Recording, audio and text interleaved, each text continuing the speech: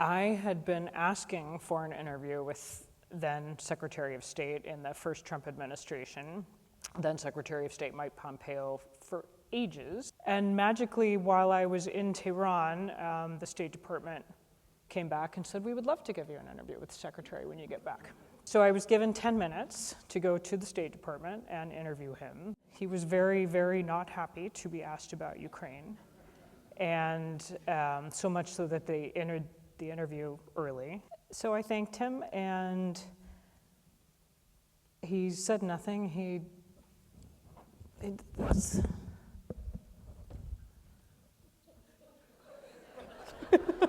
I'm flinching. And then he left the room, and then his staffer, who had helped me arrange the interview, came back out and said, come with me, just you. I got taken back to his offices on the 7th floor at the State Department, and he screamed at me for about the same amount of time as, about 9 minutes, about the same amount of time I'd gotten. Forgive my language, but I would like to quote accurately. He said, do you think Americans care about Ukraine?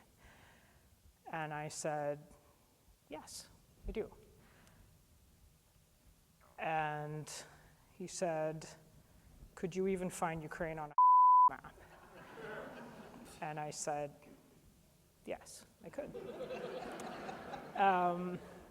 And so he opened the doors to his office and asked for his team to bring in a map. And